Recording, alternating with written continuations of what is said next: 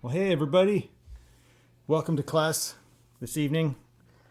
I'm here with my good friend, and he's a former UNT student, actually, but he's been very successful, and I wanted you to meet him and hear what he has to say. This is Brad Allen Williams. He lived in New York, and now he's living in LA. He's toured with a bunch of great artists. He records a bunch of really cool stuff. He knows a lot about a lot of really cool theoretical and technical things. He's very wide range of tastes, and so wanted you to meet him. Everybody, welcome Brad Allen Williams. Hey. Hey everyone, thanks so much. Yeah, Noel didn't say this, but I was a former student of Noel's, my first maybe 2 semesters at UNT, and taught me a lot. Got me together on Bach violin sonatas Oh and man, that was partitas. me. Oh yeah, which incredible. I think like in terms of technique study, which I definitely would not class myself as like a great technical guitarist, but all the work that I've ever done that's been helpful has been either that Bach or like we were talking about recently, Noel, like bebop heads, Charlie Parker heads are fantastic. If you approach them systematically, are really fantastic for getting technique together because they're just little puzzles, and like I look at them like little puzzles where if I take something like move the mooch, I'm sorry, I'm just diving right in, Go but ahead, go like ahead. Moose the mooch. Yeah.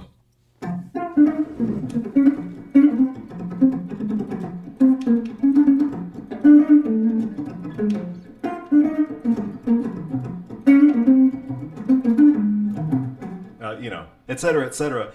When I learned that, I think when I was younger, I would just kind of reach for notes wherever I could find them, like the closest place I could find it. But here lately, a thing I've been getting into doing is trying to create little rules for myself, where it's like I like let's say I can only play even numbers of notes per string, right? So it's like or like every downstroke has to be on a downbeat and every upstroke has to be on an upbeat. So I'm taking that head and I'm just slowing it down and kind of approaching it almost analytically, like how I voice it on the neck to where I can follow those rules that I make. So it's like downbeat, down, up, up, down, down, up, down. And I can only change strings after an upstroke. And then if my technique were a little different, it might make more sense to change after a downstroke. I don't know if anybody's ever gotten into that Troy Grady guy. Have you guys ever talked about that stuff? Yep. Yeah, so through kind of just dipping a toe in, I've kind of figured out that I am an upstroke escape player. So kind of keeping that in mind, like with those Bach violin sonatas or Parker heads or like Brazilian choros, like Pixinguinha choros, I'll use as etudes sometimes, and just kind of try and work them out to facilitate it so that every movement I make is natural. I don't know. Tell me about those. Uh-oh, I can't hear you, Noel. Sorry, I think I muted myself. Oh no. Sorry, Oh, there you- I thought the space bar was the unmute, but it wasn't. Anyway, Yeah. tell me about those Brazilian things you were just mentioning. Yeah, so there's this guy Pixinguinha. He's kind of like the Louis Armstrong of Brazil, I guess. Like the stuff he wrote is so foundational to all the great Brazilian music that came after. His name is spelled like Pixinguinha, I think, something like that. Pixinguinha. But there's this one. I'll probably butcher it, but like it's supposed to go fast, and I can't play it fast. But it's called Segura L, and it's like ah.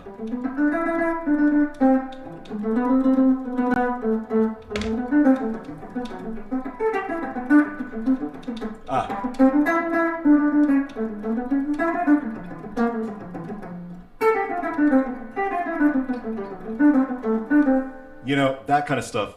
But it goes on and on and on and on and on. There's like 3 sections, and it's just kind of similar to bebop stuff or Bach violin sonatas, just great technical study if you slow it down and approach it systematically, which is something that when I was younger, I never had the understanding to do, I don't think.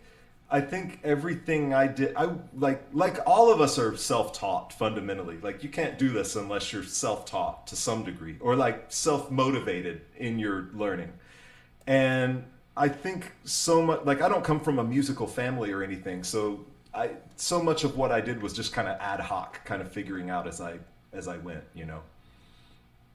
That's cool, man. So I did notice that like when you were at UNT, you held the pick like the George Benson style, Yes. and it's Yes. it's not maybe as much I now. don't do that anymore. Okay. I systematically changed. I intentionally changed because I had the idea that for certain types of rhythm playing, it would be better the other way. And I think I was incorrect in that assumption, but by that time I had already changed it. So now, now I sometimes find myself switching back. I kind of think of it a little bit like drummers who play matched grip sometimes and traditional sometimes. Like sometimes I'll switch and I don't really notice myself doing it, which is probably not a good sign for for how intentional it is. That's But interesting, man. I think, go ahead. So going back a little bit, like the upstroke escape versus Yeah. downstroke escape and all that. Um, you might be into this idea. So I gave my students this exercise where I copied a drum rudiment. There's this exercise where it flips different types of paradiddles. So there's a paradiddle, there's an inverted paradiddle, there's something called mills, and then alternating quads. It's basically where the note is doubled. Like paradiddle is right, left, right, right. So it's on the last two 16th notes is the doubled note, and then the inverted paradiddle is on the second two. Mills is on the last. The first two, and then the alternating quads is on. That's like the one on the E. So there's this picking pattern that it's the pattern goes like this. So that's basically that would be the equivalent of like single stroke. Uh-huh. And then if you do it as a paradiddle, it forces the pick to like change strings on with different directions. Oh, and then okay. and then the no, that's inverted is the next one. Yeah, so it's the first two.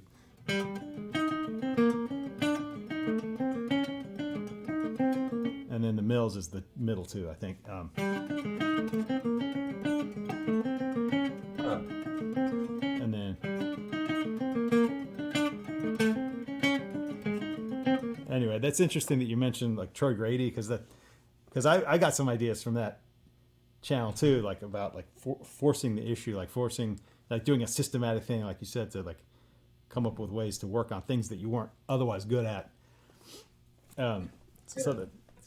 So did you figured out that you were an upstroke escape player, and Yeah. did you like just resign, say, okay, I'm just gonna like be good at that, like I'm gonna be Well, content to be good at that.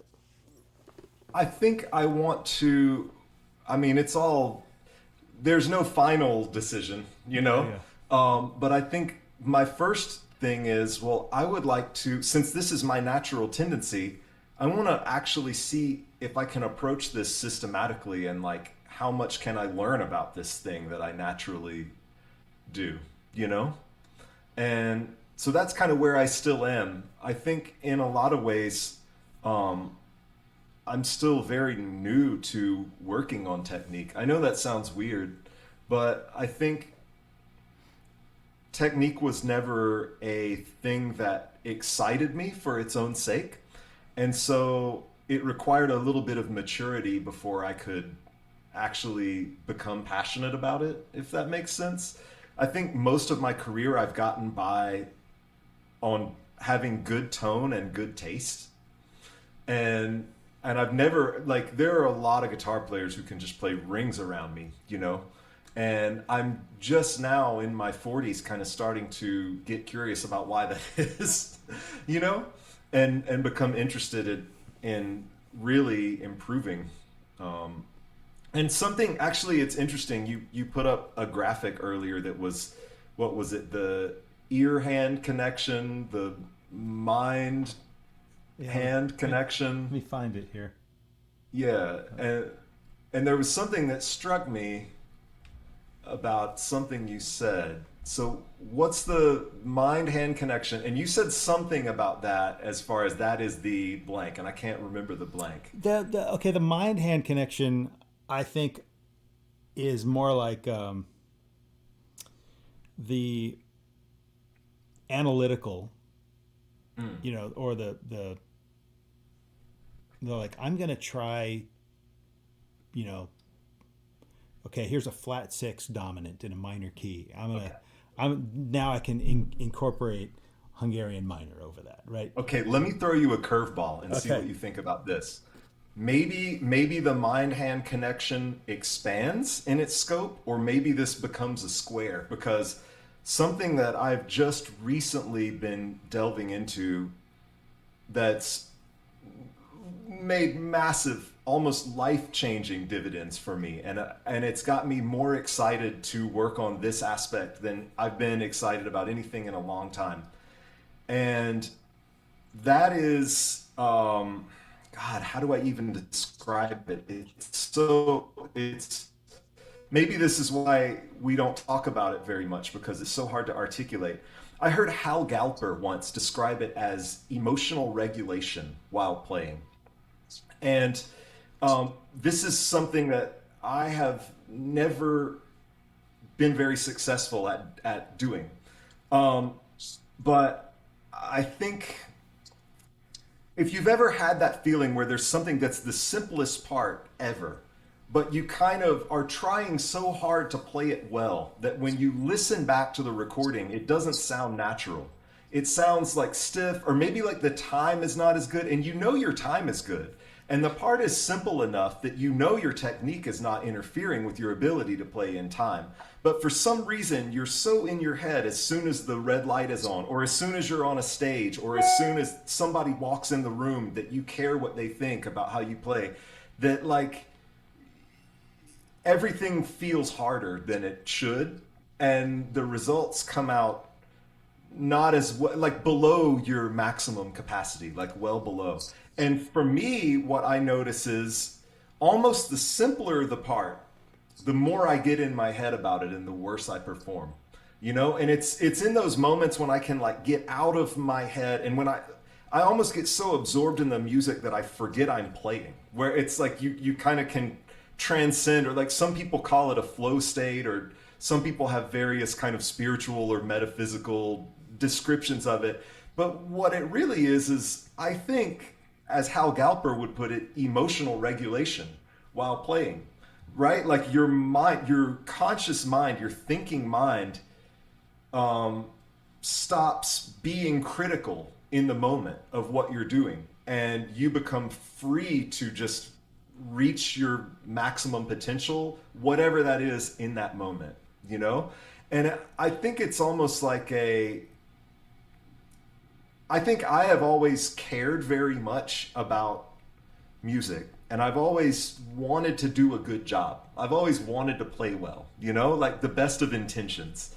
And I think as a result, I have a tendency to kind of self sabotage in this little way where it's like I'm trying too hard, you know. And an exercise I've been doing lately to work on this is just putting on like James Brown, Papa's Got a Brand New Bag. And it's the simplest thing. There's that one guitar break with the 16ths, but everything else is just the simple, or like any Motown track that has Joe Messina playing those Telecaster backbeats on 2 and 4. Just put the record on and play along with that and see how effortless you can make each one feel. Just like watch your hand, watch your body, and almost let the quarter notes play themselves. And I've noticed lately that since I've been working on that, like, because I do a lot of remote recording and I have a tendency to get in my head and get super critical when I'm the only person in the room. And here lately, since I've been just doing those simple exercises of like putting on a record and just like almost observing myself play and trying to let my mind get out of the way, like I couldn't overstate how much it's paid off for me. For I don't know, it could just be me. Like I'm positive that some people don't struggle with this at all, because some people, like Mark Lettieri you mentioned earlier, like everything he plays is just so effortless seeming, and so like I can't imagine that he ever gets in his head like I do, you know. But if anybody does, it's a dimension kind of in that triangle, like the mind hand connection. Like the mind can actually, if you let it run wild, it can actually disrupt, you know. Does that make any sense at all? I totally agree. Yeah, I kind of think the mind hand connection is more like compositional. Okay. Like it's like the way a composer thinks, but and when you're playing in real time, like the mind stuff is really hard to, sometimes it clouds your ability to live in the moment, you know, like because Uh-huh. yeah, that's when the I think the ear takes over. But like there's certain things where Man, yeah. ideally, but like I can't seem to turn my mind off, you know? Mm. Like I try, you know, and I'm getting better at it. You mentioned But Cecil like, Alexander playing just by ear, yes. and Uh-huh. talk a little bit about that. Yeah, I think he put up a post recently, and when we were having that conversation, it was fresher on my mind than it is now. Okay. But he was basically kind of just talking what I took my memory, what I took away from it, was just how linguistic this music is, and how the way you learn to speak eloquently is not by learning to diagram sentences, you know? It's not even by learning to spell necessarily. Like those things can enhance your erudition. They can make you a better speaker. Um, but fundamentally, it's not really the way we learn to speak, you know? And they're not necessarily requirements to speak eloquently. And I think his advice, or his take, it really resonated with me because it's kind of the approach that I've had the most success with, which is almost an intuitive approach of like listening, absorbing language, imitating language, first gesturally, then with greater and greater degrees of specificity, and then your ear, strengthening your ear so that your ear is able to comprehend greater degrees of specificity, and then that ear mind or ear hand connection you're talking about are both kind of predominates, and it's like learning a language, you know. And that's the approach I've always had greater success with. It's not that I don't think analytically or am incapable of thinking analytically. It's just I never ever really, even when I'm in my own head talking about like not my mind not getting out of the way, it that has more to do with insecurities and stuff than it has to do with thinking conceptually in the moment of playing. And I like one great, I think, um, I used to study with this amazing pianist, Connie Crothers, who was a student of Lenny Tristano's and was very, very close with Lenny, and played with Max Roach and everything. I mean, just fantastic improviser, free improviser, and overtunes. And she had a very strict methodology for teaching that came straight from Lenny. And here's what it was, it's deep. There were half a dozen or so architects of the music, I guess she would say. And she would say, and this came straight from Lenny: Charlie Parker, Charlie Christian, Lester Young, Roy Eldridge, Billie Holiday. Um, Man, really, really, those were the main five. unless I'm forgetting some. And the method for learning to play this, and by this music I mean like music of the like jazz tradition that extends. Oh, Louis Armstrong also was another one that kind of descends from Louis Armstrong on up. Was you choose a solo and you don't touch your instrument. You learn to sing that solo. Like so, if it was like say "Hotter Than That" by Louis Armstrong, you learn to sing that solo along with the recording and match every inflection, match every pitch, match it as expressively as you possibly can. And then you see if you can retain all that information enough to replicate all of that, singing it away from the recording. And then once you can sing it away from the recording, then and only then are you allowed to pick up your instrument and learn from your oral memory that solo. Like you don't play the solo on your instrument along with the record at all. That's not the method of transcribing. And it was pretty interesting and it was very eye-opening for me because it taught me how like I could literally learn the notes of a Charlie Parker solo on my instrument and be able to play them, but I might just be remembering how it felt or how it looked. I wasn't necessarily engaging with it with how it sounded on as deep a level as when I learned to sing it first. So, Okay, I love that. So I know that someone might be thinking like, well, Lenny Tristano was blind, so of course he's he's going to be an ear guy, you know.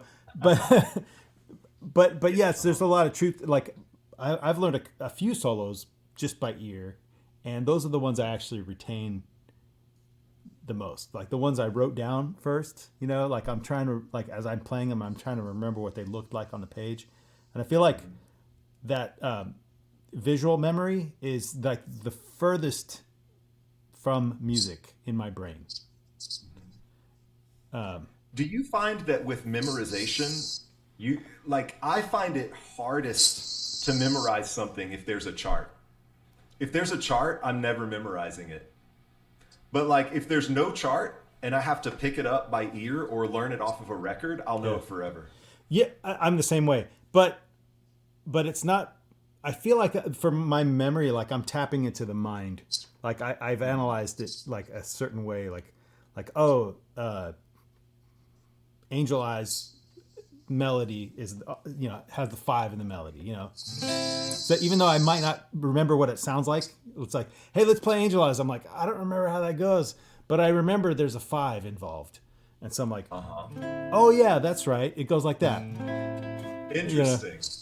Interesting. Because I I feel like think the just a number, like two numbers. You know, there's a one chord, and a five in the melody. That's like two tiny bits of information that it's easy to store and easy to recall. oh, that's interesting. I think something that like I think I even may have made an Instagram post about this weeks and weeks ago, but I think the way I tend to do it is I tend to just remember that like if I feel like if I can remember the melody, I can remember the harmony. Like I kind of like we can all remember the melody to Happy Birthday, and if Yeah, right. somebody's like play Happy Birthday, if you can remember the melody, you can remember the song, kind of. See, You know what I mean? I remember. I have to think like, oh, make sure you play. It starts on the five, 5 5 6 5 Oh, 1 1 7 5 5 6 5 2 how about 1. that? Yeah. So then, like I can make a leap without messing up, or play it in a different key. If I can't hear the new key, I'm like, oh, I need to go to the five of whatever key that I is. just made so many mistakes. I get really good at making mistakes. Nice. Like when the first time I had an uncle who rode motorcycles, and he took me riding with him, and he's like, the most important lesson is how to wreck safely. Oh You my know, gosh. like basically like you want to like if you're gonna lose it, you want to lay the bike down and let it slide. You don't want to like go over the handlebars. And I think most of my career, I've made a career out of learning to wreck safely. You That's know. awesome. I mean, and yeah, you've done like big gigs and traveled with great people and stuff. So, I do want to pick your brain, or I want these students to hear you know, the stuff I've been giving them is very, very technical and very like, there's a lot of theory and stuff, but it's mostly like, hey, these drills, these technical drills, because my hope is that when they come across a situation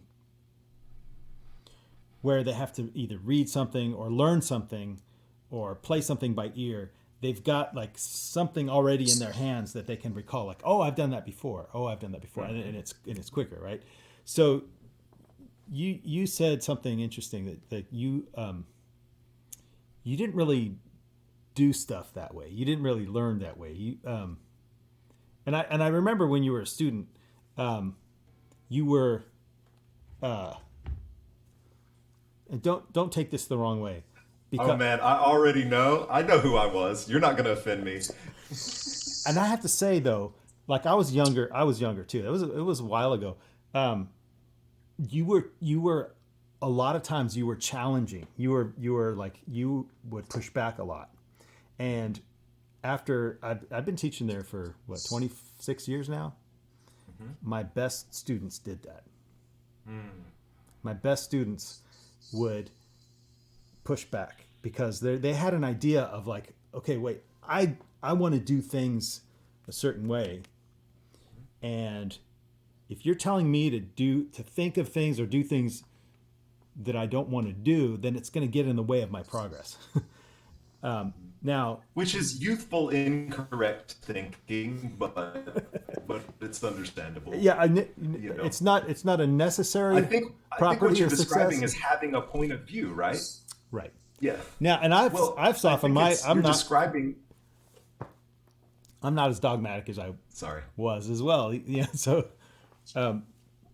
but yeah, I think that's a product of growth, I think. Yeah. Because I'm far from as dogmatic as well. But yeah, it's having a point of view, right? I think probably the students who come in having things that they passionately value about music to the point where they would want to fight for and defend those things are probably very serious about the work, Because like there are people who are serious about the work and people who just want the result.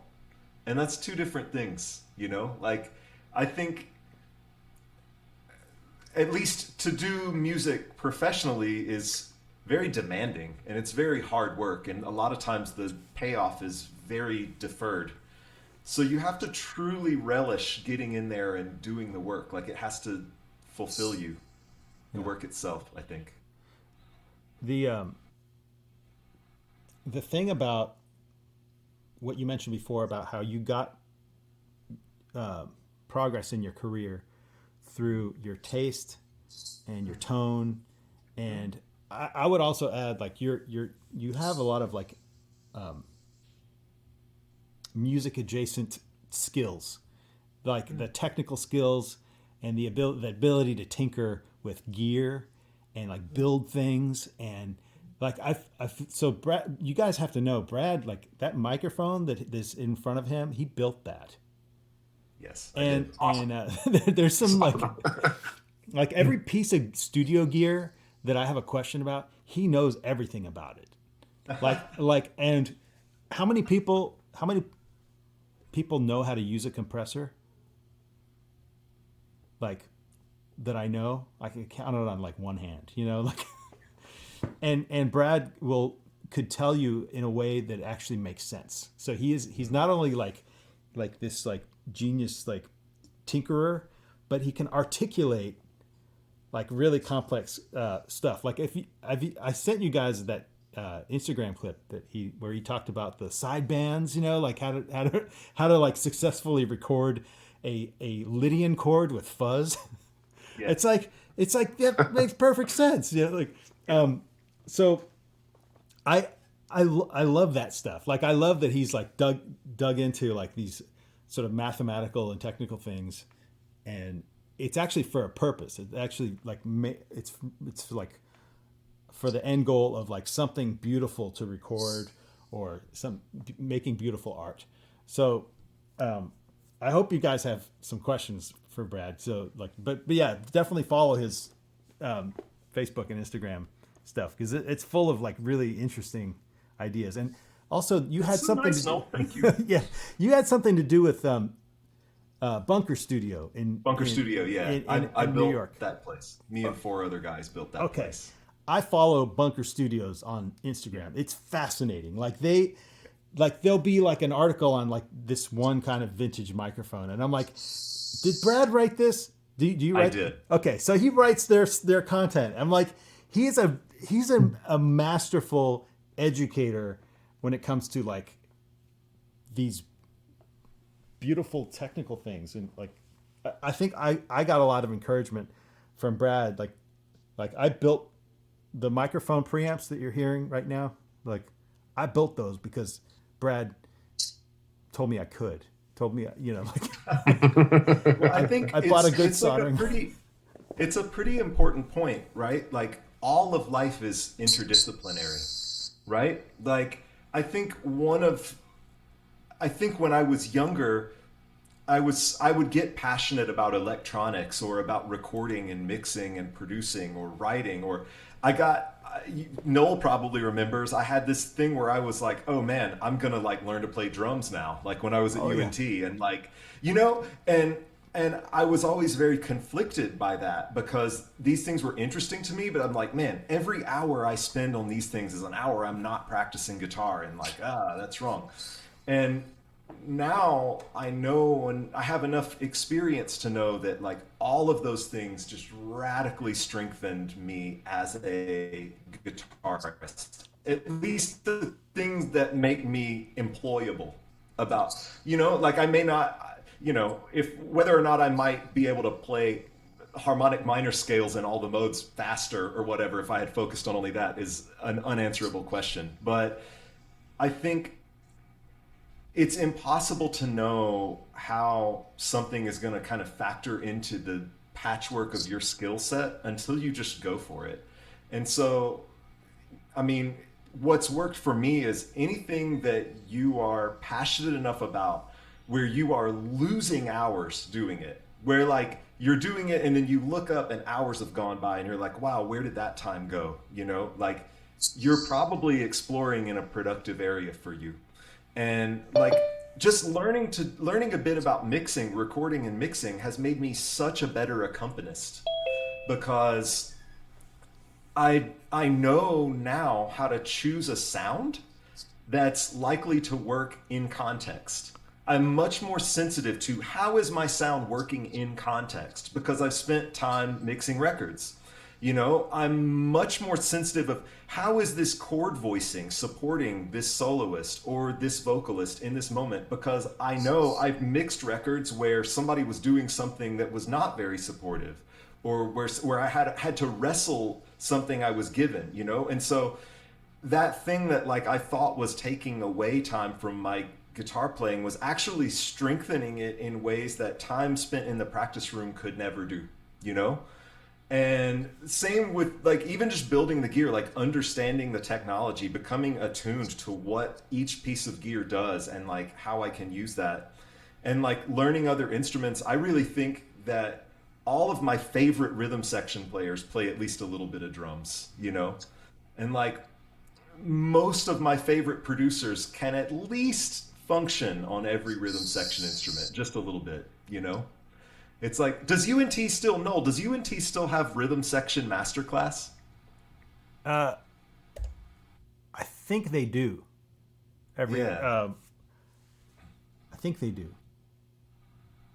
It'd be really fun to do like a concept of rhythm section masterclass where like you didn't play your primary instrument in the class.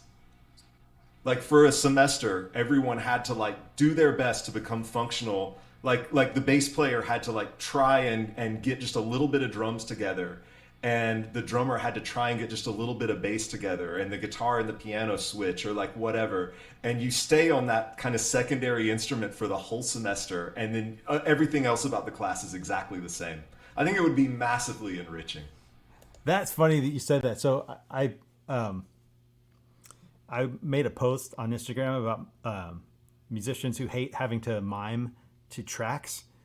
So this one gig that I have at anyway, they're going more heavily to tracks, and it's like I'm kind of having a bad attitude about it, but whatever.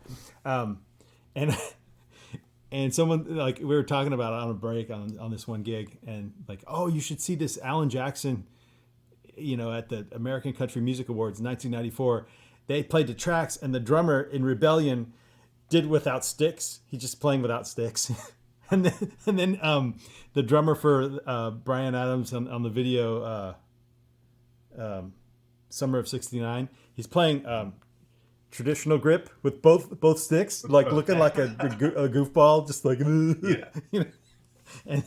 and then there Nirvana. There's this one clip of Nirvana, and they're playing like robots, like because they were told to mime to the track, so they made it look absolutely ridiculous. Yeah. So,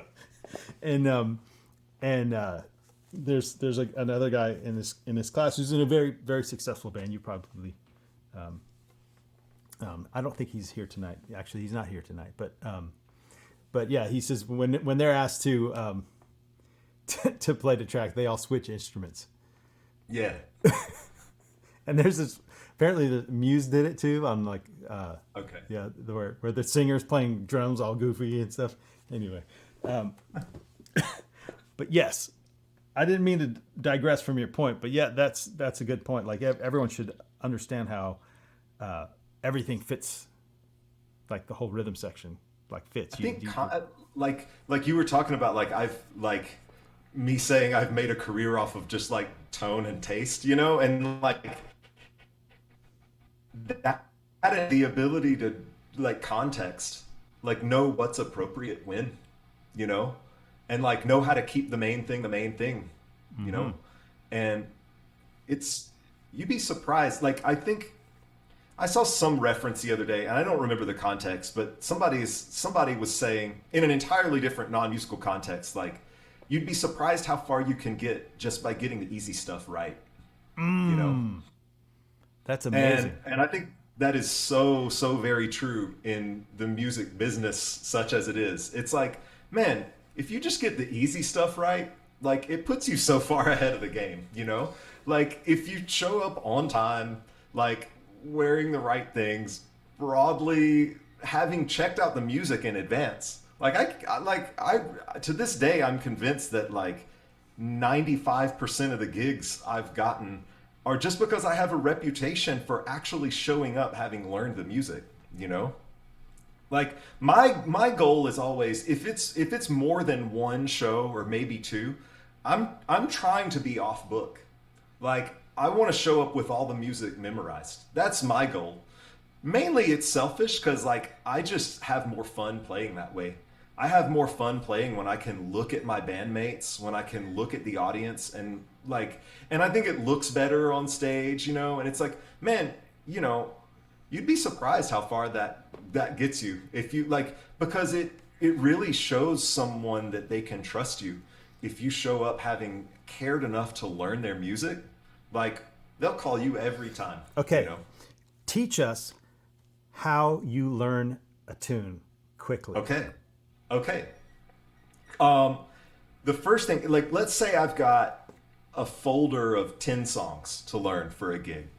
The first thing I do is, if I have enough notice, I'll just make a playlist and just loop it and listen to it while I'm working around the house. Like I told you a minute ago, like, if I know the melody, I know the tune, kind of.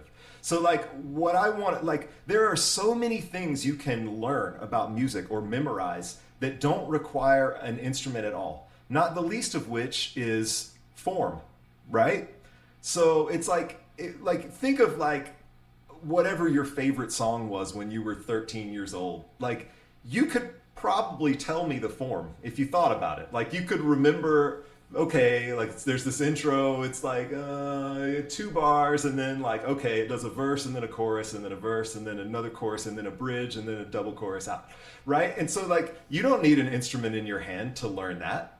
You don't need an instrument in your hand to learn vibe, learn shape. Like, in other words, learn like where the guitar is sparse and small, or clean versus distorted, or partial chords versus big chords, or high register versus low register.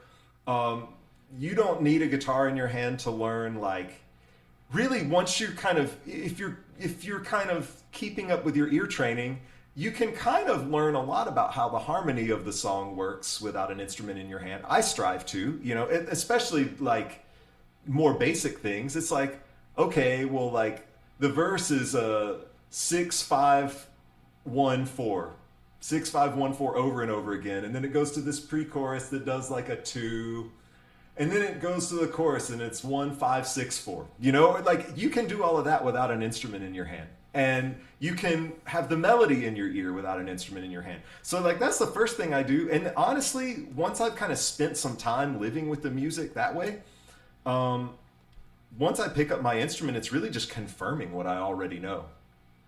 And then like I know the song. I don't know if that makes any sense or not. Okay, I'm gonna drill deep a little bit. So Okay. since you're so it gets easier over time because the more you know the more you know how music works, Absolutely. the more you know what music does, and it's like unless there's like a big surprise, they're like, wait, what is that? Like Yes, exactly. then you have to get your guitar and figure it out, right? If I had to memorize the countdown solo to play on a gig, like I would be sitting with my guitar for sure. Yeah. Yeah. But you probably would. I would not take that gig. Yeah. I don't have enough time. But But no, it's exactly like learning a language, where like when you're 6 or 7 years old, like you could remember like C spot run, or like what I mean, Jack and Jill went up the hill. Like that's comprehensible at that age. yeah, And then as you grow and as you continue to read, or in the case of our analogy, as you continue to listen to records and analyze records and study and learn, like relationships that are like non-tonal, like increasingly chromatic things become hearable, right? And once it becomes hearable, it becomes understandable. And once it becomes understandable, it becomes reproducible. And you don't need to memorize it such as it is. Like I was fortunate enough for 2 years to study with Harold Mayburn Jr., who, if you're not familiar, legendary pianist on all of my favorite Lee Morgan records and, played with Miles and everything. And all we did in lessons was play tunes. He would just call tunes. And then, like, if he felt like I was too comfortable, he'd, like, change keys for the next chorus or whatever. And, like, that was the lesson. That was it. And what I noticed about Harold is that, like, he never played two choruses the same. The exact same harmony was never played from chorus to chorus. It was everything he played would functionally do the same. But like if we're in the key of B flat, and let's say it's like a B flat blues, and let's say in one chorus it might be right, like a minor 2-5. The next chorus it might be like minor 4 to flat 7, and like functionally those are doing the same thing. It's just different. You know what I mean? It's like it's the same harmony gesturally, but the specificity of it is different. And so Harold was improvising an accompaniment, getting all the colors right.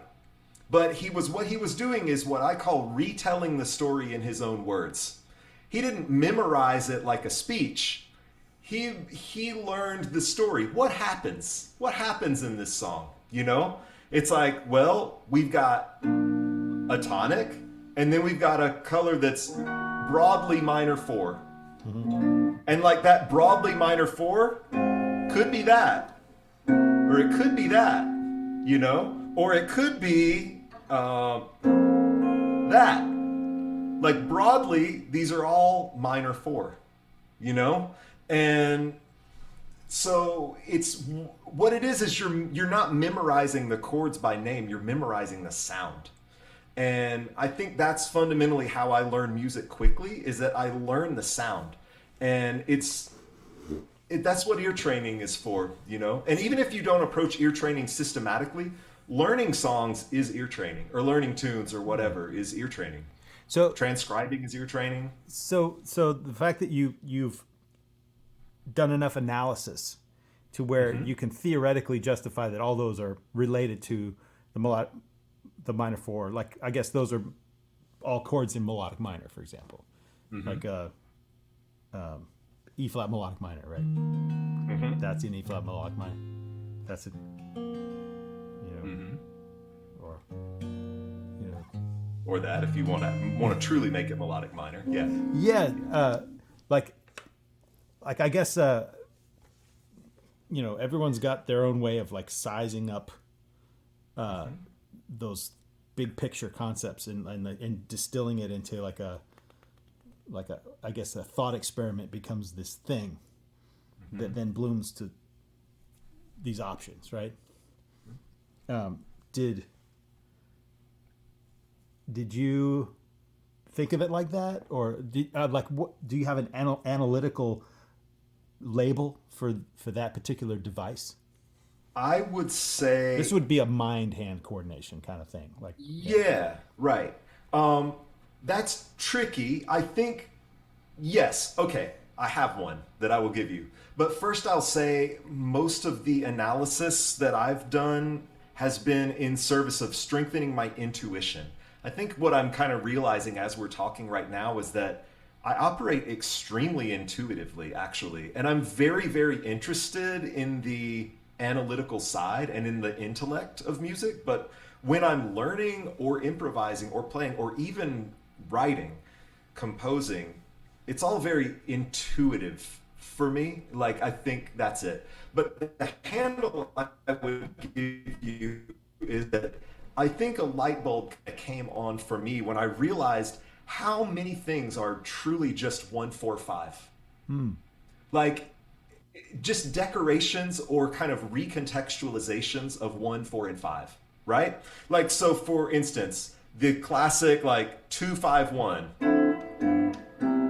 is really 4-5-1, right? Like, sonically, it's the same. Like, it's doing the same thing. It's subdominant to dominant. It's a thing that's not tonic but not dominant. yeah, it's middle. It's a dominant and then it's a tonic, right? And then by taking these things and making them like, so a borrowed 4 minor, for instance, which, to think of it in kind of Schenkerian terms, I guess, I don't even know if that's right, but like what you would learn in your theory 101 class, like or maybe 102, borrowed 4 minor, right? Is like a minor 2-5, right? So it's really still just 4-5-1. It's just now that you've mixed the mode, you've gone to the 4 is minor instead of major, but that's allowed. It's still just 4, 5, and 1. And I think this just broadly strengthening my ability to comprehend the sound of tonic, dominant, and subdominant. You'd be surprised how far that will get you. And then you kind of learn other things. So for instance, like if you listen to like the second Miles Davis quintet and Herbie and Ron, you hear them play, like, let's say we're in the key of C and you hear them play that chord as the 5 chord. Like, one time, I feel like a literal analytical mind, which is most of us, Is that would what you look play? at that. Like a Phrygian chord? Yeah, or it's like a Sus flat 2? Phrygian. Yeah, exactly. It's like the melodic minor. I'll tell you how I think about it. But like G sus 13 flat 9. Right? Yep. But I wouldn't think of that as G sus 13 flat 9 at all. Okay. You know how I would think of that? F minor major 7 over G. Minor 4 Sure. over 5. And we could ask Herbie Hancock or Ron Carter because they're still alive. I just don't happen to have their numbers saved in my phone. But I would suspect that they weren't thinking G sus 13 flat 9. I would suspect that perhaps Herbie was playing a 4 minor with a major 7, and Ron was playing 5. So it's 4 and 5 at the same time. It's subdominant and dominant at the same time, and you get that chord. But it's still just 1-4-5. Does that make sense? Sure. Yeah. So I mean, Like and they're it's interesting too. Miles With gave him like, 2 different charts. yeah, Just kidding. but the Like Steely Dan. So I mean, also like if you ever have the chance to peek over the shoulder of a church organist, like in a gospel kind of situation. Like, I was fortunate enough to watch Corey Henry when he was very young. Like, I played on Corey's first album. So, like, he was a teenager or maybe 20, 21, like, very young. And, like, the first thing I noticed was that nothing was difficult for him because everything was super relaxed. And that's that it doesn't fit the description of mind hand coordination that you were talking about, but more the thing I was talking about of like allowing your body to play, like not being so in your head. Like that effortlessness was one thing. But the other thing is just the harmonic approach. It's like a lot of things that those of us like myself with academic backgrounds might analyze a certain way were conceived differently than we might analyze them. You know? Where it's like if we're still in the key of C and I've got this chord, like is that we D, might D think flat of over that, G?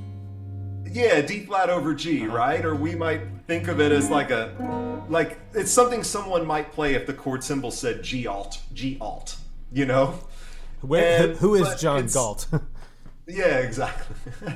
but it's like flat too. It's like a tritone substitution over not a tritone substitution. It's really what it is. Yeah. You know, it's like the right hand is playing the organist's right hand is playing a tritone substitution, but the foot on the pedal or the left hand is not. And so that's that sound, you know? And I think that's a thing where I think that's one reason why I tend to always keep my analysis in service of my intuition, because I think I'm a person who loves to think, and I know that when I was younger, I would very often approach things as though the analysis was the thing, and it's not. It's just and what if I look at a piece of music or hear a piece of music and I write down an analysis, I offer an analysis, I'm actually saying far less about the piece of music than I am about myself. Yeah. Do you know what I'm saying? Yep. It's like if I look at this and I think of this as like G7 flat 9 sharp 5. 5. That says something about me. That's what I'm bringing to that music, because this sound doesn't have a name. The sound doesn't have a name, or it has any name you want to give it, right? Like Alan Holdsworth made his own system of notation and all his own nomenclature, and so like the sound actually doesn't have a name. The name we give it, it doesn't tell us as much about the music as it does about how we are contextualizing that sound, like what our mind, like the handle that we have to grab onto it. So I think why I tend to try and keep the intuition at the forefront. If that makes any sense at all. I do, yeah. And I think that's definitely the yin to my yang. Because I'm like way into like what can I do with it? What can I tinker? I'm going to tinker with this, right? Like you would tinker with a piece of gear. Sure. Yeah. I'm way intuitive with the gear. If I have to read the manual, I don't want to use it. I just want it to sound good. But when it comes to like chords and, modes or whatever, like I'm way in the hood, like under the hood. What's the, whatever. Yeah. In the weeds. You can be under the hood, in the hood. Yeah, right. So I like, now this is the kind of thing where maybe the people in my class like that thing about what I do with like the really like digging into like all the options of this thing. Like, so this, the one of the books I wrote, The 4-Note Universe, I had to like figure out every possible, okay, this is interesting about, you definitely like figure stuff out to its bitter end. Like I remember Yeah. you and Bill Maley on that big roll of receipt paper, you mapped out every single level in Pitfall. A pitfall. Yeah, that's like, yeah. I have my theories about both me and Bill Maley, but we'll save that for another So, time. so like Autism spectrum awareness is much higher now than it was back that's then. funny. Let's So just put I it so so what's interesting about when I hear you say that you like are purposely like trying to keep the the sort of music theory like creeping up because maybe it's because you would go too far with it and overanalyze and not make music. When I don't know. That's an interesting thought. I think maybe, but I don't know. I think far more likely it's that I was undisciplined about the application of the theory and always had more success with my intuition. Like I always just had more in like my intuition always got me to satisfying places in ways that were more immediate than any makes sort sense. of analytical contrivance I might try to employ or apply. That makes And sense. so I think I just drifted further and further toward my intuition. Like Okay. I just delved deeper and deeper into All it. right, so like I feel like we've each got a couch to lie on, and we're psychoanalyzing our Yeah. own. So now that I hear you say that, like I think I know why I love to like run like tinker with the harmonies because my early teachers forced me to practice a lot of scale shapes and scales and modes and Okay. harmonic minor, all the whatever, and so when I got to jazz school, it's like, well, I can't use that. That's like, it's like, but maybe I could still tap into that muscle memory that I had if I found another application for this certain thing. See, this is very interesting because I think it gets to like you are who you are, you Yeah. know? Like I hear like cassette recordings of myself at 3 years old just talking. Like I was the same guy. Yeah. You know? I was just like a little bit less sophisticated a version, but like I was the same guy. And I think musically the same thing is true, right? Like when I first got into guitar, I regret that I never got into like the era I was in. Like I was starting to learn to play in like the early 90s. And I regret that I never got into like Satriani and Vi and even Van Halen. Like it just wasn't interesting to me. I was instantly drawn to like Albert King and Buddy Guy and Albert Collins. And like I think fundamentally I'm still that guy, you know? And it's like as I get more sophisticated, like everything kind of has to be rooted in that space, you know? Cuz like that's very sophisticated music. Like as I learn more about music, the more I realize just how incredibly sophisticated Albert King was. And it's both incredibly sophisticated and at least my impression is also very intuitive at the same time. But like the way you are about scales and chords, like I went through a period of getting into tuning in that same way, where I don't know. Have you ever had any interaction with Steve Kimmick? No, I have not. But he wrote that book about. Is it? Did he write that book about equal temperament? What? I have not read his book if he's written one, but I had Okay. some phone conversations with him when I was in my mid 20s, shortly after I moved to New York. And he opened my mind to this whole new world of understanding harmony and specifically harmony as relates to the blues. And it absolutely just blew my mind. And I became so obsessed that I was like reading books about piano tuning because of the level of understanding of I remember talking about this with you, like the harmonic series, how it relates to yeah to and like just and intonation. yeah and just the physics, right? And I think that's like kind of talking again about the analytical versus the intuitive. There is a book that Steve recommended to me called Harmonic Experience by W.A. Matthew, and it is a theory textbook. It is like if your university was way hipper, not yours specifically, but if any generic university was way hipper than any generic university is, this would be the freshman harmony textbook. And it starts with physics. It doesn't start with the circle of fifths, because the circle of fifths is something they tell you to memorize. And this book doesn't ask you to memorize anything. This book shows you in the natural world why, kind of the nexus between the physical world and the cognitive, kind of the way our brains are wired. The neuroscience, I guess, in a way. And kind of maps it out to where all music that kind of descends from the Western classical tradition is taken by reckoning up to the fifth partial in different directions, right? So the second partial is the octave. The third partial gets you the perfect fifth nominally. The fourth partial is another octave. And then the fifth partial is an octave and a major third, right? So if you octave condense all that down, it's 3 notes: root, fifth, third.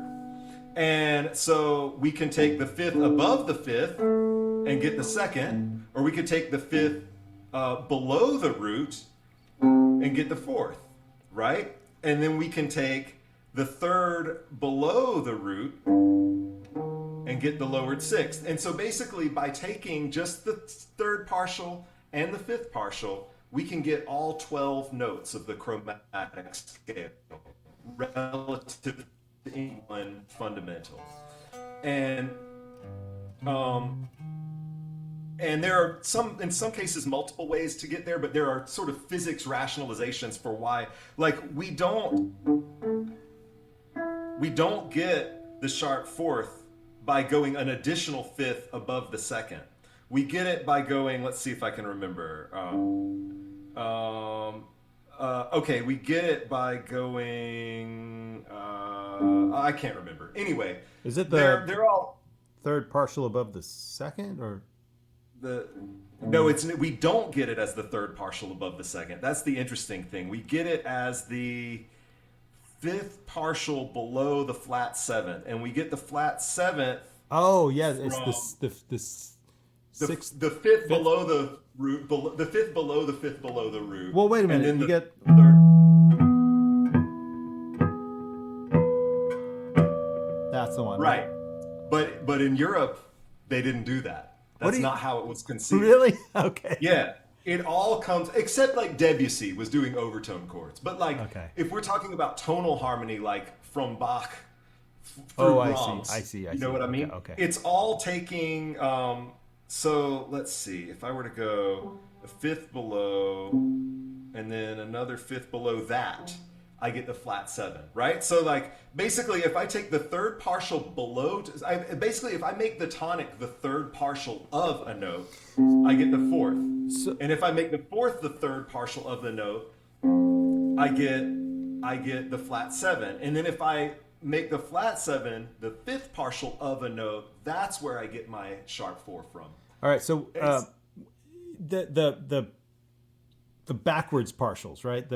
Yeah. Like, they don't have any relevance to the harmonic series, right? It's just a thought experiment, or what? They only through that one step. So basically, like, everything is either a third or a fifth partial of something. You don't go any higher up the harmonic series than that in tonal harmony. So would it be like just like an inverted partial, basically? Like to get a fourth, you'd say like, oh, I started with that, and then you get the root by doing the first partial. I wish I had known that the conversation was going to go here, because I would have sketched out. You can draw like a lattice, right?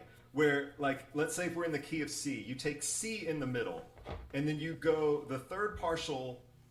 Maybe you can do this, right? I'll see if I can explain how to tie a necktie over the phone. So in the middle of the page, write C. Okay, let me like on the staff? No. Just letter write C. C. Okay. Just right there on the paper. Yep. Now draw a little line to your right, to its right, and write G. Yep. Now draw a little line to the left and write F. Okay. Right? And now to the right of G, draw D or put D. And this will be incomplete, but you'll get the concept. Now, from the C, diagonally up and to the right, draw a line and write E. Yep. Now do a similar thing above G and write B. And do a similar thing above F and write A. So should it be above the C? Not literally. It doesn't have to be aligned. Now draw down and to the left below C and write A flat. Now below G and D, yeah, exactly. So then it's E flat below the G there. Yep. And then is it B flat? Yeah, exactly. Right? And so if you do this, if you do that, you can get all 12 equal tempered pitches. So this is the like quickest path to those intervals. Exactly. Yeah. This is the kind of if we kind of analyze Western European tonal harmony from a physics standpoint, this is how it works, right? Mm-hmm. Now, if we're going to play the blues, that lattice has to become three-dimensional. We have to, because the blues goes up to the seventh partial. It goes one partial further. And that's where the blue notes come from. And those blue notes can likewise be reckoned in all these directions. So if you can imagine coming off the page toward you from the C, a B flat, right? But it's not exactly a B flat. It's Slightly. It's several flat. cents, I think 24 cents flat of a B flat, right? And then you do that from all the others, and then those also can have spine, like that. The part in the middle, the F, C, G, D, we call that the spine of fifths, and then the diagonal stripe would be a spine of thirds. So then you could also have a spine of seventh partials, you know, a spine of lowered sevenths, and then those could each have their spines of fifths.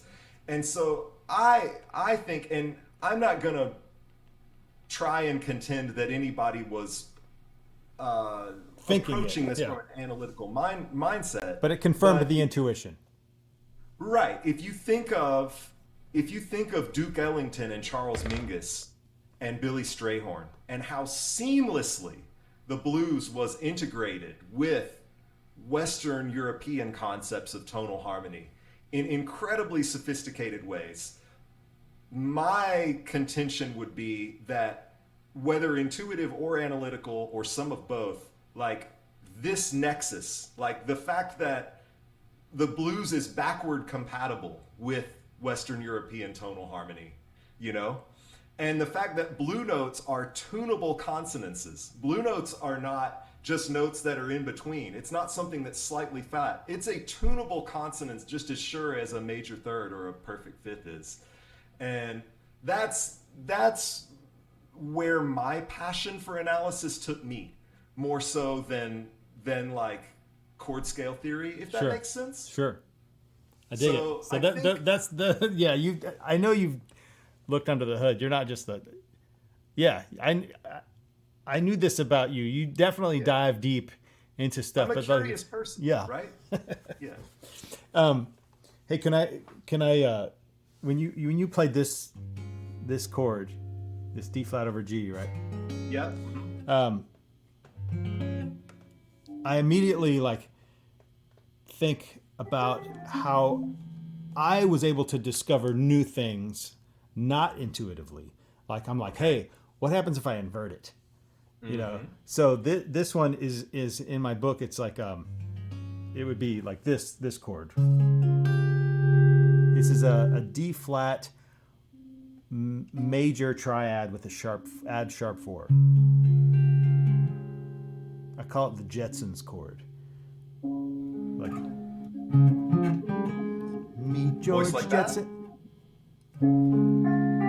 Yeah, that would be. Yeah. This would be a drop, the second inversion of that chord. Drop 3. the first inversion of this one is this chord. I think that's a beautiful chord.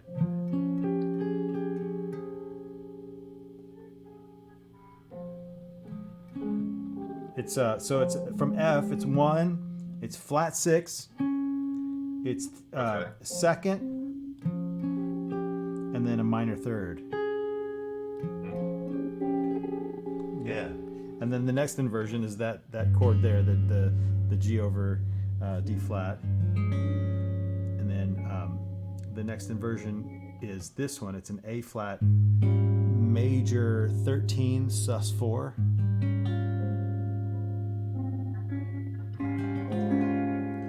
And then, I don't necessarily think this one is as pretty as the other ones, or this one's like the ugliest, but it's like really aggressive, This one, if I assign an emotion to it, this is like aggressive, kind of like, I don't know, like maybe a little bit tense. This one, I think it's useful though. Like that's so interesting and it's so cool because it just shows that like I said, it's like the way we analyze says more about us than it says about the sound.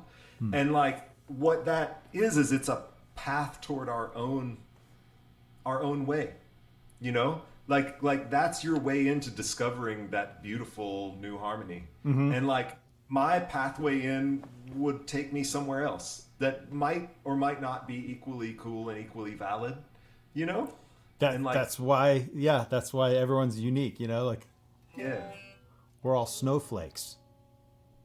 it's that's my favorite, like that Mick Goodrick book, The Advancing Guitarist. I love it. I love that book so much. That had a profound effect on my me. favorite. Man, my favorite thing. I haven't cracked that book in 20 years. I don't know, but I still remember one thing. I remember a few things, but one of the best, kind of most salient things is like the hardest part about finding your own path is that you're already on it. Ah, wow. And it's like, because everybody's experienced that where you're driving and you're like, I'm looking for Maple Street or whatever. And you're like driving and like none of the streets are Maple Street. And the reason none of the streets are Maple Street is that you're already on Maple Street, And it's just such as someone who now has some years in the game, under whatever sense of identity or individuality I have as a musician, it was exactly that way. It was discovered exactly that way. Like, I had to not try to be myself. I had to just trust that I already am, And like that, like those chords, like those voicings that you just played sound like you to me. Ha! Well, that's cool. It's so funny that like I feel like I just discovered them last week, though. Like I mean, that's But what I they feel sound like. you. I Isn't feel that a trip? yeah. So did you ever read Deep Thoughts by Jack Handey? No, I remember the SNL sketches. Yeah. But The one of them was, instead of building bigger weapons of mass destruction, we should make better use out of the ones we already have.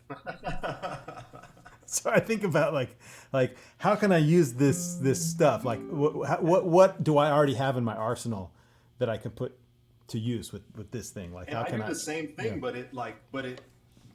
but in a kind of probably a far dumber way, to tell you the truth.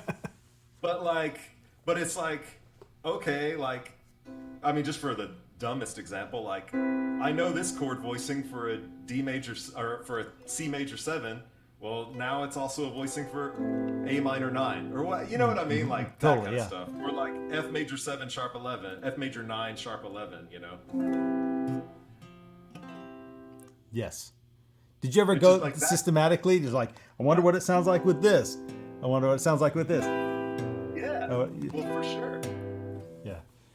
I mean, even just something, but like, it's not always brainy. Sometimes I'm just like, what happens if I go up a chromatic scale with bass notes and down a chromatic scale with major triads, Love it.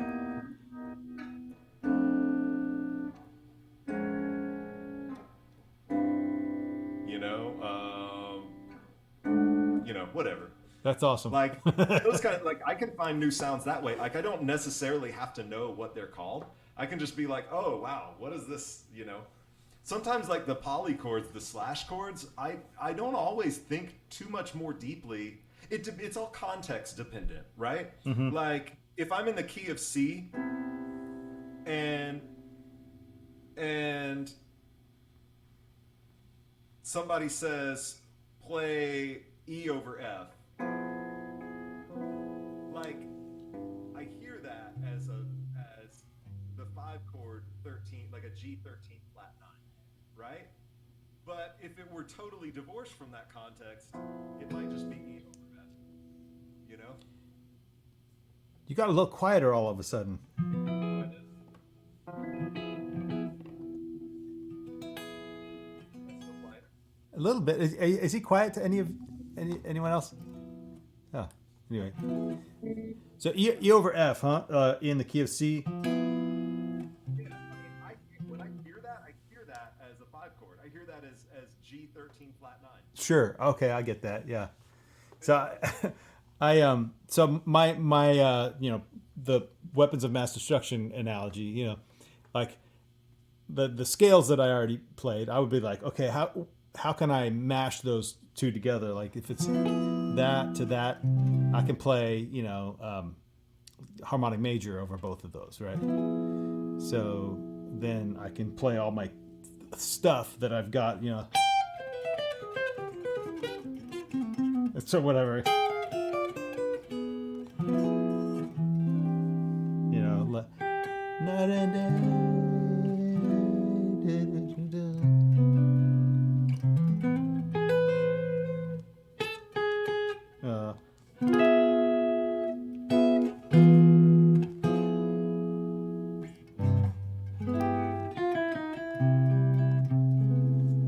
Anyway, it just it sends me down like this modal, like the sort of mode connection to the thing. What's interesting is where my mind goes is it's like I'm like, okay, well, like that's F diminished, really, and then but it's F diminished, but it's also E major. So like, what if I just take major triads? Then it becomes giant steps. Well, really, like in minor third. And then what if I, and this is again where the thing where I love to dip outside of what is chord scale theory. Sure. Because you can get some really cool sounds with things that the modes would forbid, quote unquote. Like, so it's like, so I've got this, and I'm thinking of it as, oh, wait a minute. Is this mic? Maybe that's what. Is it my speaking voice that got quieter? Yeah. Is there a cable short or something? Yeah, it might have.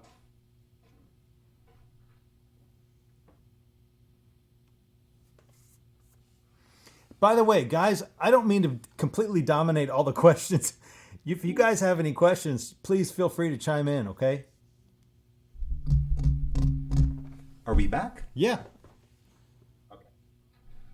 Okay. So yeah, but like, right, if I'm here,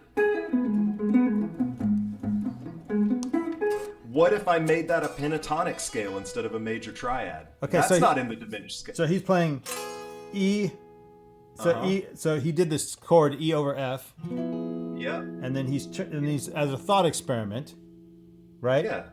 So this is the thought experiment. What if I do E pentatonic? What if I do E major pentatonic instead of just E major triad? And then what if I do major pentatonic separated by minor thirds, right? Oh, I see. Like you're just turning the sort of the diminished idea, running with that diminished idea. Okay, so like let me reverse engineer what he's saying. So let me do a new piece of paper. So you did as a thought experiment E triad over F in the key of C. Mm-hmm. And then he's just like, what if I just think of this F as an F diminished, because that's what it is. It's an F diminished major Yeah. 7 if you Yeah. relabel it. Which if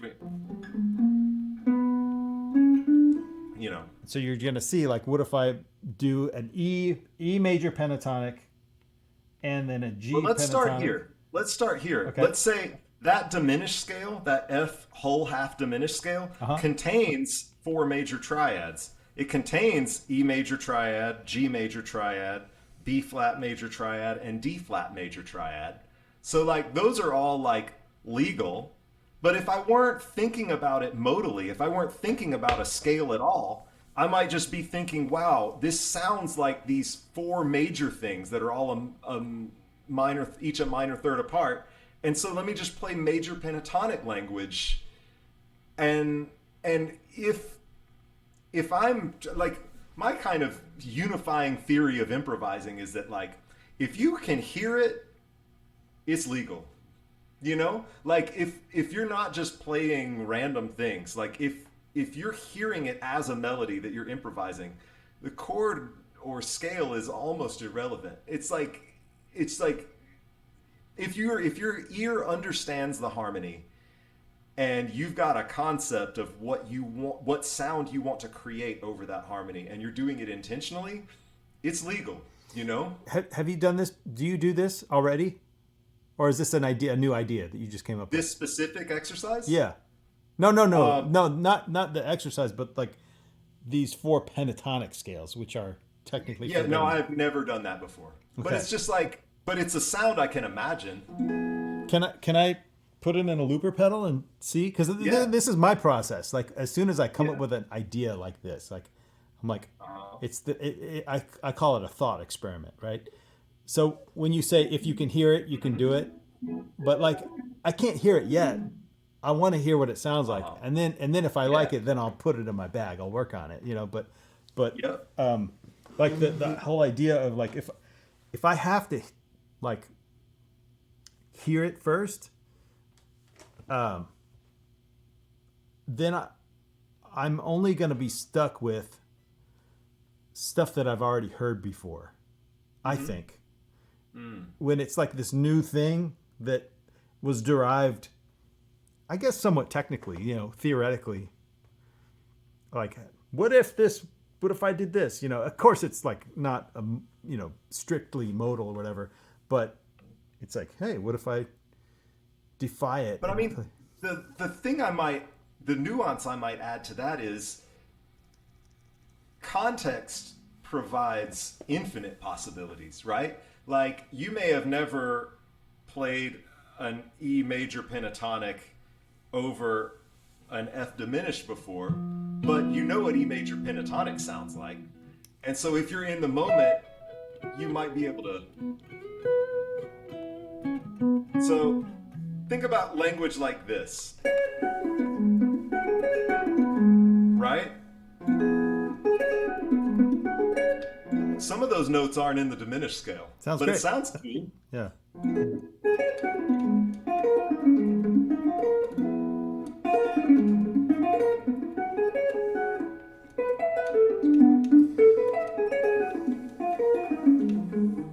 So are these the kind of things that, like, okay, I think it would work. I'm gonna try it on my next gig. Never. I will sound so bad if I do that. I can't do it. And it's probably just a shortcoming for me. I can't do it. All right, I can't immediately do it. I have to play it a billion times. I even have to compose something in order. And, like, if I really like this new thing that I feel like I have to compose an idea, or and I have to play it over and over again, like 50 times at least, just to be able to, like, play it intuitively in a live situation where I'm not, like, so wrapped up in my head. But, like, the process, like, I look at this, I'm like, okay, that's cool. I know pentatonic works. It's what we do. It's guitar player language, It's like, so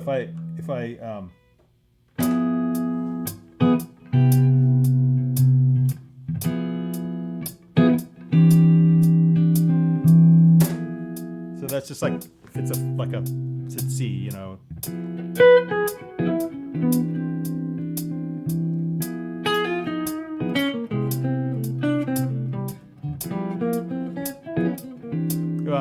I messed up, but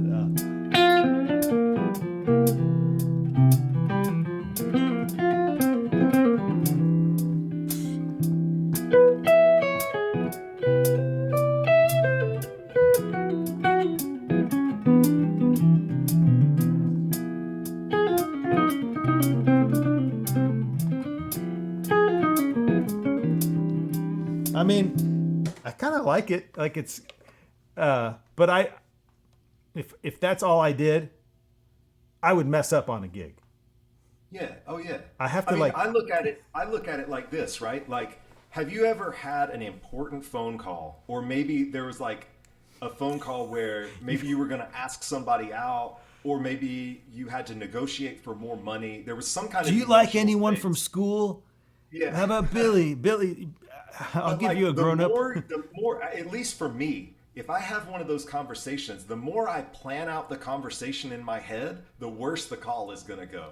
Like I have to just pick up the phone and be authentic to who I am in that moment, react to the energy that I'm getting back. If I have planned out a speech in ahead of time, or if I have like an outline with bullet points I want to get to, it's not going to come across well. It's going to feel very unnatural, and it's like and it's not likely, I'm not likely to make the connection that I want and need to make. And Sure. I feel the same about improvising. It's like if it's if I haven't, if there's a new bit of language or something that I'm working on or something, I almost can't even think about, am I going to use this?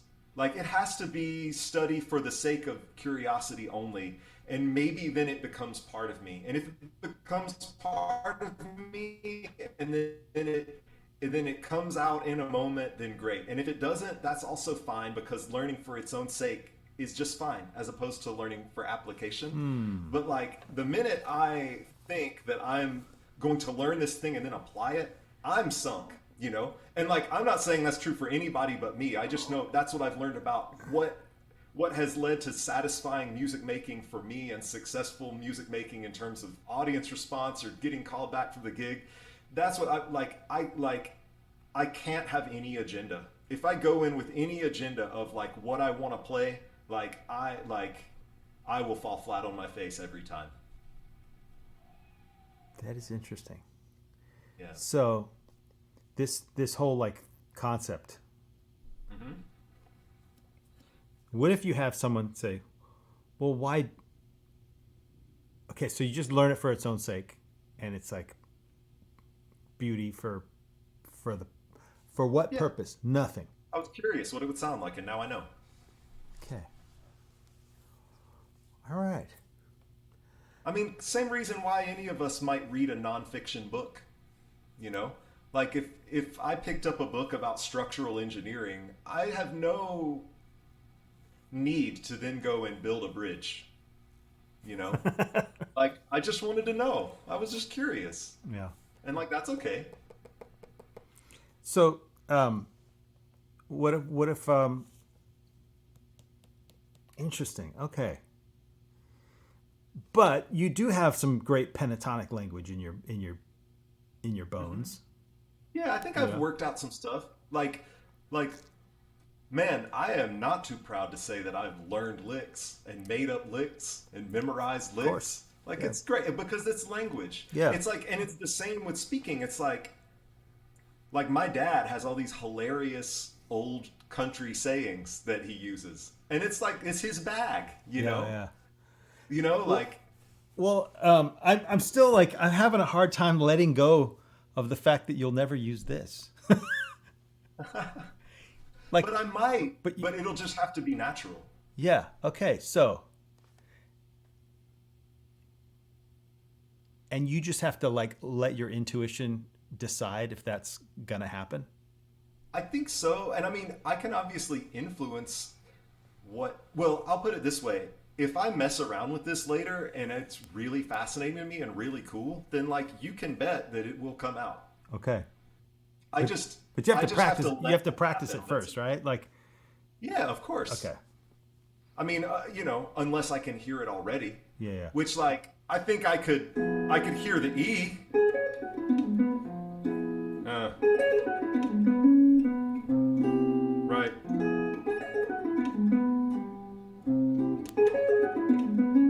something like that, It's beautiful. Yeah, right? I But love it. like maybe one of the other ones, like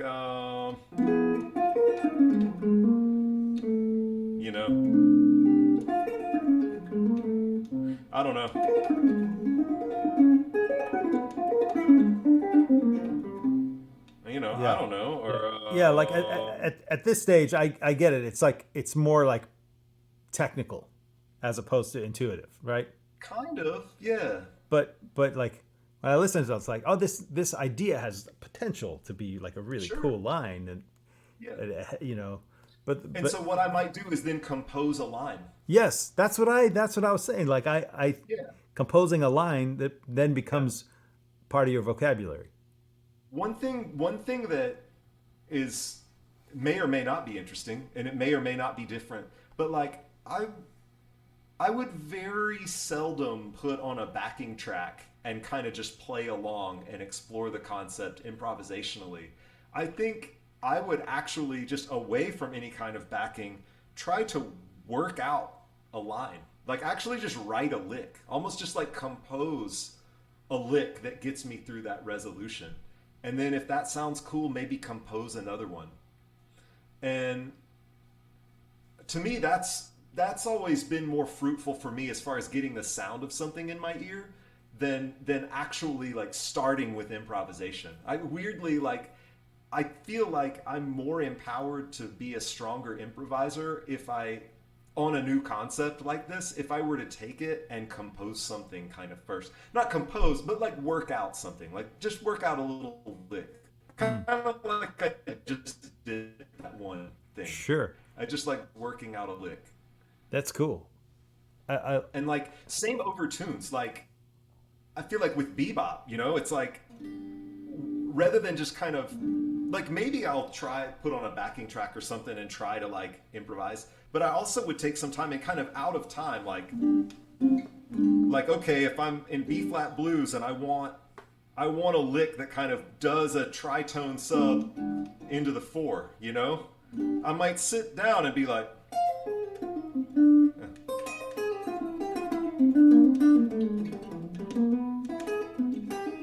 and like that's not really very cool. So I might actually sit and kind of try to refine that and work out a lick that sounds better to me. And then just forget it. Never think of it ever again. just hope that it comes out. Just not even hope, just trust. Okay, Just trust. trust that, Yeah, that way you you can know? live in the moment and be free and not be so hung up and be so yeah. Like you want to be like the wording you said. You don't want to be so hung up on trying so hard that it doesn't Yeah. sound natural, right? Right. Okay. And it's like there's no I think just making peace with being where I am and who I am and knowing that I'm not going to fool anybody. You can't fool anybody.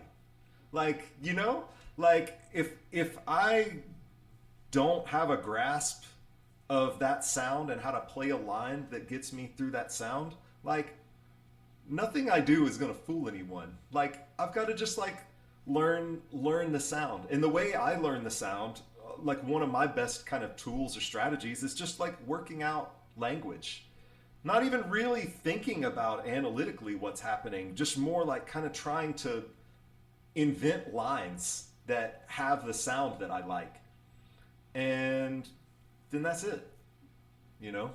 It's not I hope that's not like too zen or whatever, well, but well, it's very zen, but like it's like it's very it's cool. I dig that approach, and there's like a lot of great players who have that approach, and like I'm so like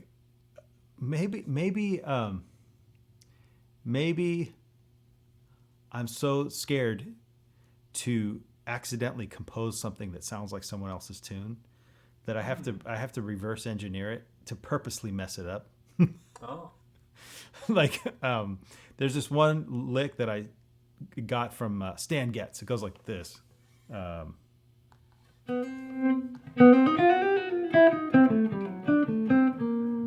I actually changed it a little bit, but it's the break in Miles' recording of 4. Uh,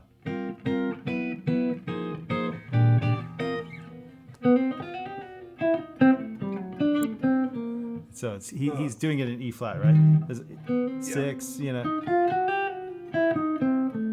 sharp 4, sharp 9. Anyway, I analyzed it as like it's kind of, if you squint your eyes, it's like a lot of this, Barry Harris. So it's interesting that you say Barry Harris. So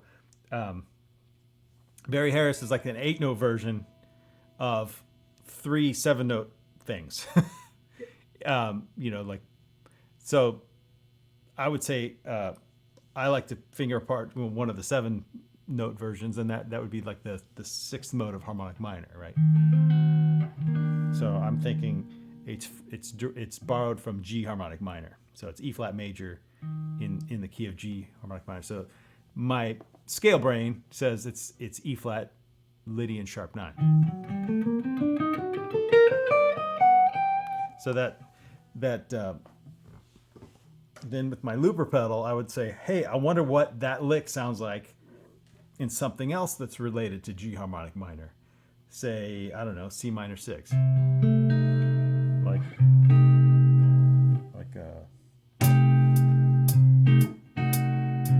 or maybe 1. Or maybe the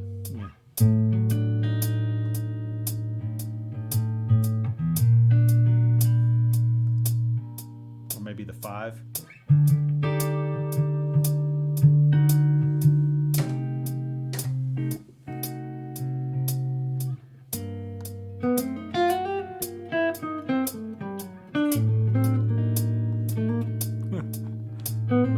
See, but this is fascinating to me because you don't hear that as just a resolution. Like you hear that whole line as coming from a scale. Well, I would have to tweak the ending of it, to resolve. So yeah, Because when you play it again, play it one more time. with the backing track.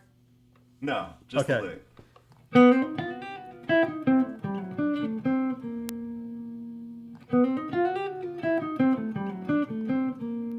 So yeah, if I think of it from where it was originally. I hear this at the end.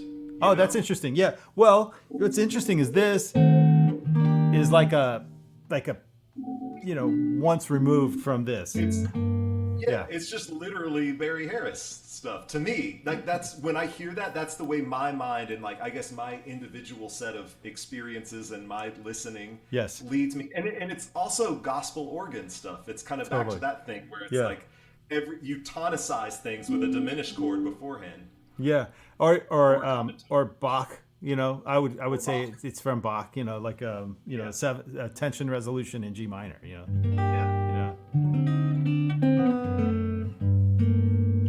So, but yeah, but it's super fascinating to make it one scale. Like that's cool.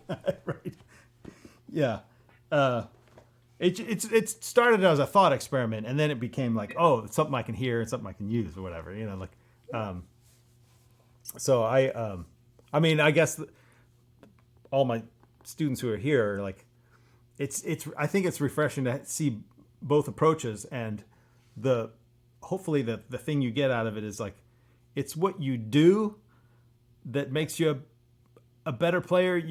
Well, it's also, you have to relax that who you are is not going to change, but you can get better at things by working on it. Yes.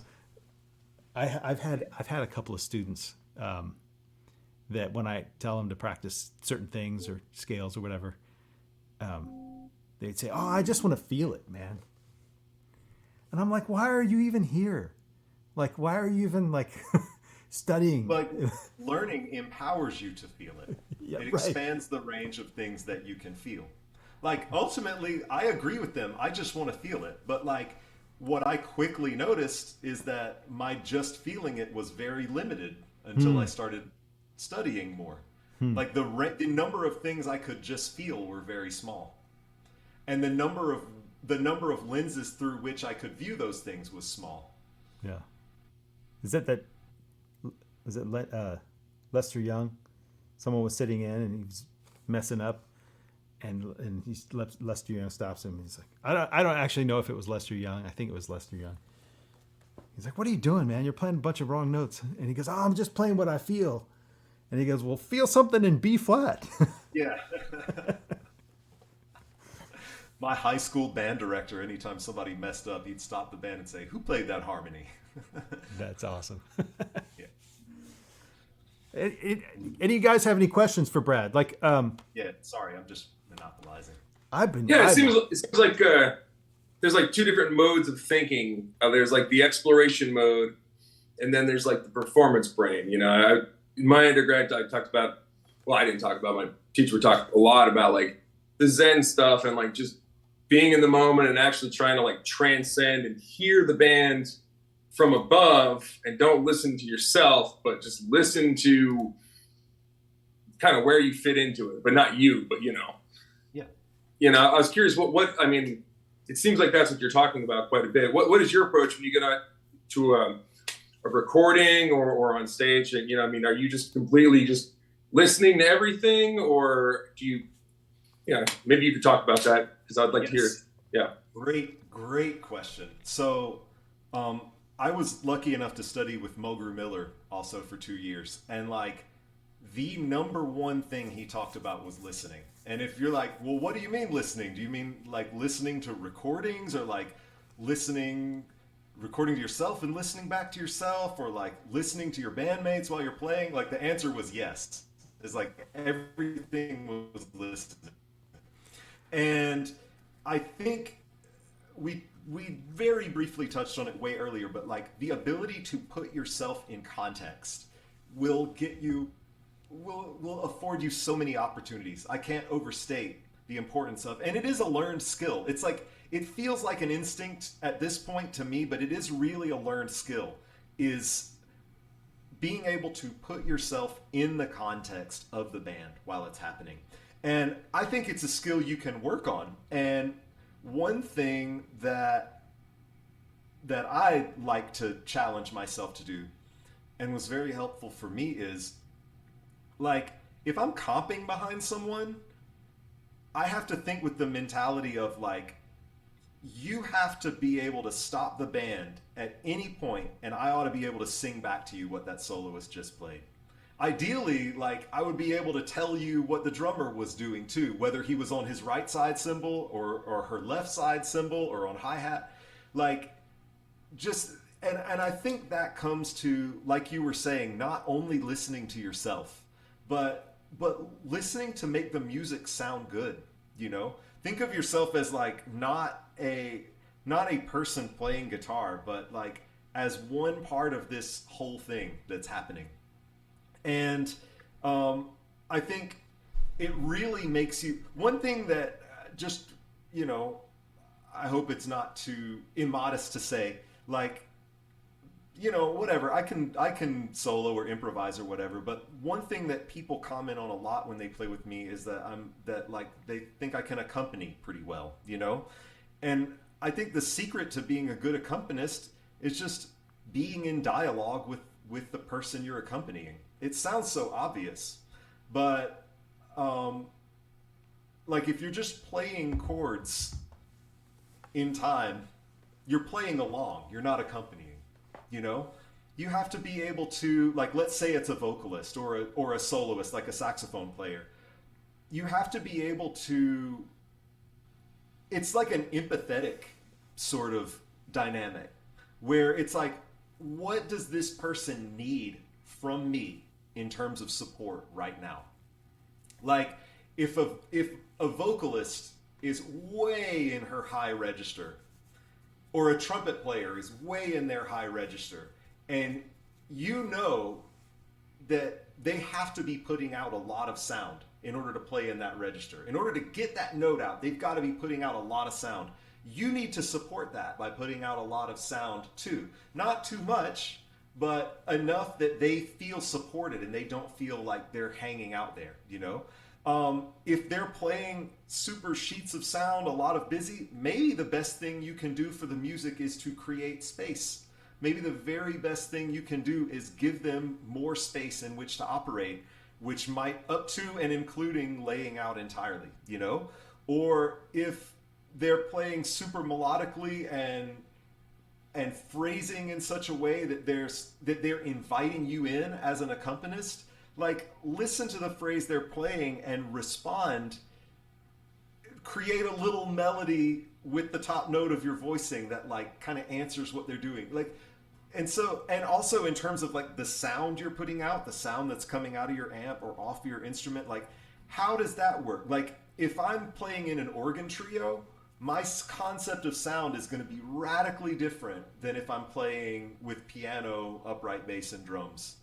And if I'm playing in a group that's like more of a backbeat, where instead of the beat being on the cymbal, the beat is on the kick and snare, and there's electric bass, my sound is going to be radically different yet again, because I at this point it's almost like a reflex, and it's just a listening reflex where you've got to do whatever the music needs, you know. And so I don't know if that's exactly answering the question you asked, but I think it gets to that thing of being in the moment. Like if you're not in the moment, if you come to the music with an agenda, you're not going to be as prepared to respond to what the music needs from you at that moment.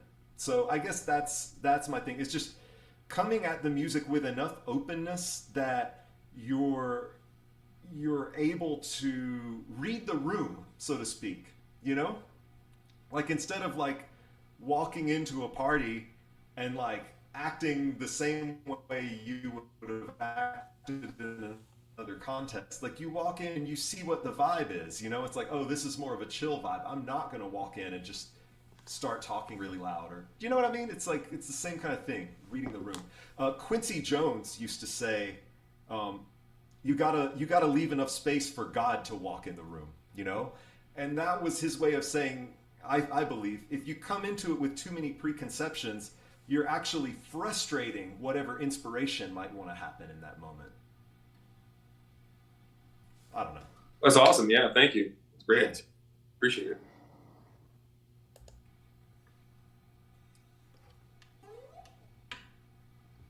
All right. Any other questions? You guys have to check out his channel. Definitely subscribe to his Instagram channel. It's just if you know, you learn about so much cool stuff. Mics and he's got Eventide harmonizer. He's messing with like very much off-label uses. Yes, off-label uses. A lot of off-label uses. And yeah. that's, it's kind of interesting. It's like you're talking about with scales. Some of those off-label uses is like, what happens if I set the mini mode to LFO and plug that into the expression pedal input? Like what happens? And then you find out what happens. And then like, much like we were talking about with harmony or like licks that you might work out, I may never use that sound for anything, but like now I know what it does. And like I've satisfied my curiosity and it's there. And if I'm ever working on something and I feel inspired in the moment to chase that exact sound that I now am familiar with, like I can get there faster because I've been curious about it once before already. That's awesome. And you've probably have a mental process by which you can access that memory fairly quickly. Maybe. I would say whatever process it is mysterious even to me. But in other words, it's intuitive still. Yeah. But different people have different aptitudes, and one of mine happens to be retaining information. I've got a pretty good memory, so maybe I just lean on that. I have a pretty good memory, but it's short. That's my dad's joke. Anyway, well, hey, thank you so much. Thank you so much for being here. And I hope any of this was useful in any way. I feel almost insecure is not the right word, but I don't know how much I have to offer with this approach. You know what I mean? It's like, because it sounds almost like one of those things that some of the stuff I'm saying probably sounds like some of that stuff where you think somebody is not being forthcoming, you know, but I promise I'm not keeping anything hidden. It's just intuition. Right on. Well, are there any parting words to inspire these students to keep practicing? Yeah. I think always be running towards something. You know, I think that's something that I wish I had figured out way earlier on. I think a lot of my practicing and a lot of the parts of my technique that still frustrate me arose out of trying to run away from not being very good. Like, I wasn't as good a guitar player as I wanted to be, and I was running away from sucking more than I was running toward things I was curious about. And as a result, with that mindset, when I was running away from sounding bad, I didn't get a lot of joy out of practicing. But when I started running toward things that were interesting, like Noel, you were talking about with, you know, exploring all the chord scale relationships, and oh, what does this inversion do? And what, like, to me, that's classic running towards something. That's like, this is interesting to me. I don't know what happens if I do this. Like, let me explore it. I generally think that's the most productive practicing we can do, is when we're running towards something. I love it. Yeah. All right. Well, thanks again, Brad. And Man, my absolute pleasure. thanks everybody for being here. And I'll see you on Thursday. Okay. Yeah, thank you. I really enjoyed this. Thank Bye, you. guys. How can we keep in touch with you, Brad? Like how can they like website? Yeah, my email is brad@soundsdifferent.com. My website you can get in touch with me through that, or at Instagram I'm at Brad Allen Williams, and you can find me there. Send me a DM. I should see it. And yeah, I'm around. Awesome. This year I've got more time on my hands than in the past few years, so I'm around. Cool. All right. I'm going to end the recording right now. Bye.